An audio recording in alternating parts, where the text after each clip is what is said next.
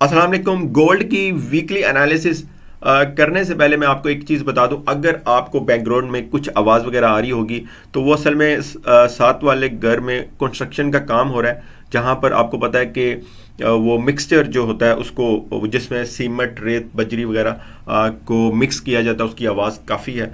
तो खैर आज का हमारा जो टॉपिक है इतना तो हमारा हो ही जाएगा कि हम इजीली इसको कर सकें। तो खैर आज का जो वीकली एनालिसिस करना है हमने गोल्ड के ऊपर, वो बहुत ज़रूरी है क्योंकि गोल्ड बिल्कुल अपने डेंजरस मूड के ऊपर है। सबसे पहले एक और चीज़ बता दूं, फ्राइडे को हुआ ये एनएफपी जो थी वो स्ट्रांग हुई। सब ट्रेडर्स ने ये कहा कि अब गोल्ड नीचे गया, लेकिन अनएम्प्लॉयमेंट क्लेम का डाटा आता है, वो वीक कर देता है यूएसडी को। गोल्ड आउट ऑफ कंट्रोल हो जाता है।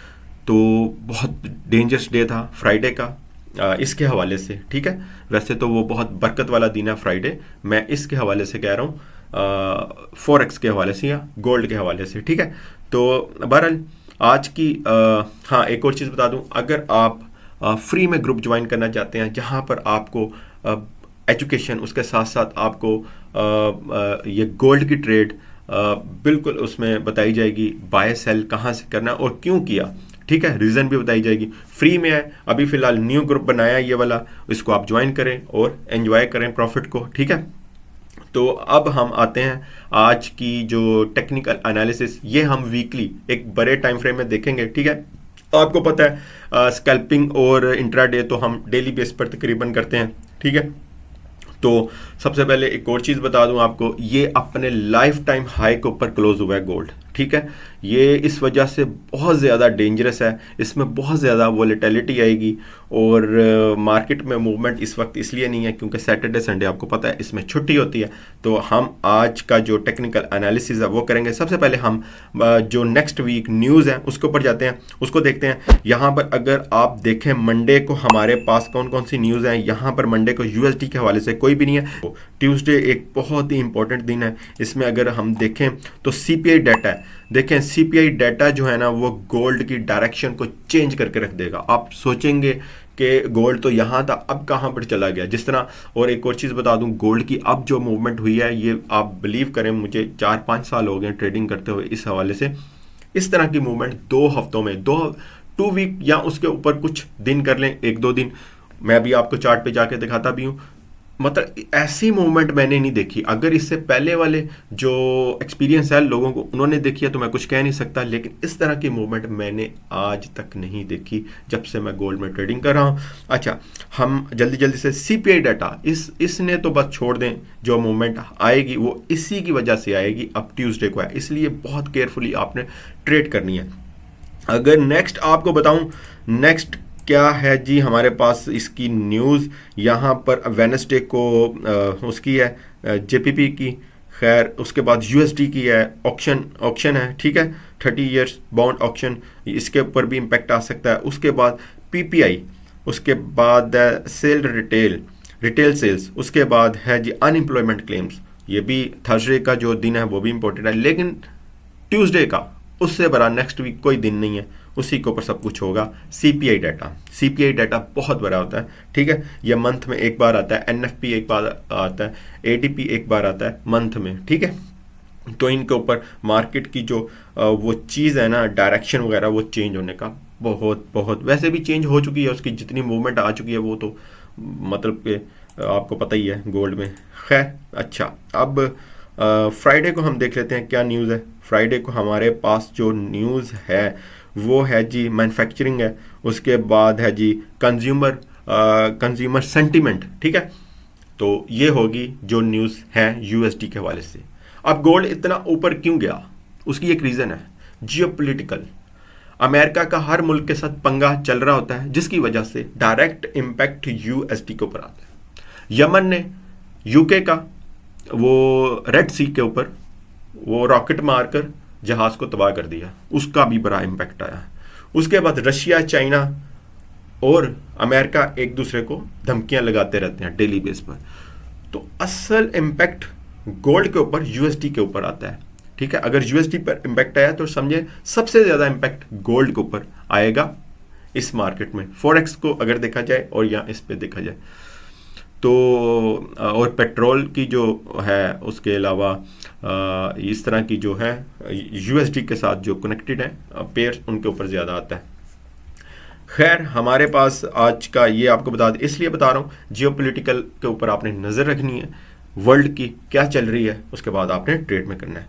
ठीक है, तो अभी हम बात कर लेते हैं, हम वापस चलते हैं अपने चार्ट के ऊपर, वहाँ पर जाकर आपको बताता हूँ। अच्छा जी, हमारे पास जो वीकली, ये वीकली बात कर रहा हूँ, ठीक है, वीकली हमेशा एक बिग टाइम फ्रेम के ऊपर देखा जाता है। वीकली हमारे पास जो रेजिस्टेंस है वो है जी 2210 या 8, ठीक है, हम 10 कर लेते हैं। उसके बाद सपोर्ट है, सपोर्ट हमारे पास है 2110, ठीक है, ये दोनों आपको बता दिए। फिलहाल जो मैं अभी कुछ ट्रेड आपको बताऊंगा यहां से क्या करना है, ठीक है, एक बड़े टाइम फ्रेम में आपको बताऊंगा कि किस तरह हमने ट्रेड करनी है। सपोर्ट और रेजिस्टेंस आपको बता दिया। अच्छा, जो कि मैं पहले से बता चुका हूं कि ये अपने लाइफ टाइम हाई के ऊपर क्लोज हुआ है, ये नीचे क्लोज हो जाता है 40 पर, 25 पर, 30 पर, तो एक इंडिकेटर मिल जाता कि नहीं यार अब ये इस ऊपर नहीं जाएगा। एनएफपी जब स्ट्रॉन्ग डाटा आया उसका 275K था, तो हाँ यही था, तो उस वक्त बस सेलर्स जो था वो एक्टिव हो चुका। उसके बाद अनएम्प्लॉयमेंट का डाटा है, उसने यूएसडी को वीक कर दिया, मार्केट ऊपर डीएक्सवाई के साथ साथ चल रहा था गोल्ड। खैर, अभी हमने यहां से क्या करना है, यहां से, ये बिग टाइम फ्रेम में बता रहा हूं, यहां से देखें, यहां से जिनके पास अच्छी इक्विटी है वो छोटी लॉट साइज के साथ सेल की ओपन कर सकते हैं, ठीक है। और यहां पर इसलिए मैं कह रहा हूं कि इसने तकरीबन 2195 से ऊपर क्लोजिंग नहीं दी। मैं इसकी थिकनेस ज़रा कम कर लूँ। अच्छा, इसके ऊपर इसने क्लोजिंग जो है वो नहीं दी, एक बात। और दूसरी बात ये देखें, जिस तरह ये वीक बनी है, काफ़ी लेंथी बनी है, ठीक है, इस वजह से मैं कह रहा हूँ। लेकिन ट्रेड ऑन योर रिस्क, इसमें ऑलवेज रिस्क जो है वो रहता है, इस चीज़ को आपने समझना है। लेकिन आपने ये चीज़ होगी हमारे पास, ठीक है। यहाँ से आपको बता रहा था छोटे लोड साइज के साथ आप सेलिंग कर सकते हैं। लेकिन एक और चीज़ मैं आपको बता दूं, वॉलेटिलिटी बहुत होने का, मंडे को बहुत ज़्यादा वॉलेटिलिटी होने का खदशा है। मैं इसलिए कह रहा हूँ छोटी लोड साइज करें, और अगर ये कुछ ऊपर भी जाती है, 2200 तक जाती है, तो आपकी इक्विटी में ज़्यादा फर्क ना पड़े। अगर नीचे आती है तो कोई मसला नहीं, उसको होल्ड करें, फिर वो ज़्यादा नीचे आ जाएगी। अगर वो 2100 यानी 2168 को क्रॉस करती है और होल्ड करती है, तो वो डायरेक्ट आप समझें 2145 तक मार्केट आएगी, तो वहाँ तक आप होल्ड करें। तो यहाँ से एंट्री करना बहुत, या बड़ी लोड साइज के साथ, तो वो एक बेवकूफ़ी है। आप मंडे को बेशक करें, लेकिन बेवकूफ़ी समझ के करें। उसकी रीज़न ये है कि मार्केट में वॉलेटिलिटी काफ़ी आ सकती है ऊपर की तरफ, ये एकदम से मार्केट ओपन होगी, हो सकता है ये 2210 को एकदम से टच करके नीचे आ जाए, क्योंकि उन्हें पता है सेलर यहाँ पर बैठा हुआ है, यहाँ बैठ सकता है। तो वो चीज़ से आपने बचना है। यहाँ पर बहुत बड़े मगरमच्छ होते हैं, जब लोगों ने सेल किया होता है तो वो बहुत बड़े बड़े इन्वेस्टर, इसके ऊपर भी मैं एक वीडियो बनाऊंगा, इन्वेस्टर आता है वो स्टॉक को बाय कर लेता है, तो सारा सेलर डूब जाता है। तो खैर, ये चीज़ें आपने समझनी है।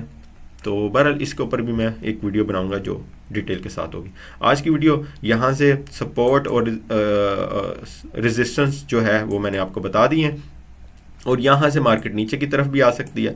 अगर मैं इसको ओपन करूँ H4 में, तो हम देख लेते हैं, शायद कोई हमारी ट्रेड निकल रही हो, तो वो मैं आपको फिर बता देता हूँ, ठीक है। अच्छा जी, उसी तरह जिस तरह मैं आपको बता रहा था कि इसने टेल लगाई है यहाँ पर, ठीक है, ये H4 का टाइम फ्रेम खोला हुआ है, ठीक है, और गैप डाउन के साथ ये नेक्स्ट 4 वाली ओपन हुई है, और यहाँ से मार्केट बिल्कुल नीचे की तरफ आ सकती है। स्पाइक लगाना उसका ऊपर की तरफ, वो मैं कुछ कह नहीं सकता, वो फिर आपने होल्ड करना है। ये नहीं है कि मार्केट ओपन हो साथ ही आपने करना है। तकरीबन मंडे को 12-1 बजे के बाद मार्केट की कुछ समझ आ सकती है, ये साइडवे पे भी चल सकती है, लेकिन यहाँ से साइडवे पे मुझे नहीं लग रहा चलेगी, स्पाइकें मारेगी, बहुत बड़ी बड़ी वॉलेटिलिटी आएगी इसके अंदर, क्योंकि हाई टाइम फ्रेम के ऊपर है। खैर, ये हमारे पास है, यहाँ से हम सेलिंग की तरफ कर सकते हैं छोटी लॉट साइज के साथ, ठीक है। उसके बाद जैसे आपको मुनासिब लगे, प्रॉफिट जो हो रहा होगा वो आप कर लेना।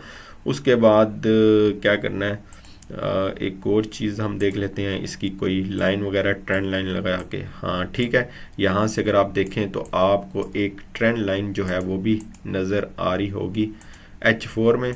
यहाँ से मैं आपको लगा देता हूँ, ठीक है, यहाँ से ये और यहाँ से एक और कर देते हैं, यहाँ से ये, ठीक है, यहाँ से ये, और हमने क्या करना है, यहाँ से देखें मार्केट इस तरह करती करती यहाँ पर आएगी। ये पॉइंट तकरीबन तकरीबन बनता है 68 67 का, ठीक है, 2100, और उसके यानी कि 2165 66 का। उसके बाद यहाँ से मार्केट यहाँ पर जाएगी, जो कि रेजिस्टेंस एरिया बताया आपको, और यहाँ से मार्केट, और अगर मार्केट यहाँ पे जाती है लाजमन आपने सेल करना है, यानी 2205 10 वहाँ से सेल आपने करना है, मार्केट फिर नीचे की तरफ आएगी, ठीक है। बहरहाल ये है क्लियर, इसलिए वीकली है, इसलिए क्लियर आपको नहीं बता सका कहाँ से बाय कहाँ से सेल करना है, वो इसलिए CPI डाटा है, और हो सकता है मार्केट साइडवे पे चलना शुरू हो जाए, अपने डाटे का वेट करे इस वजह से भी। तो बहरहाल केयरफुली करनी है, बस ये याद रखना है हाई टाइम फ्रेम और लो टाइम फ्रेम जो होता है उस पर मार्केट बहुत रिस्की होती है, ठीक है।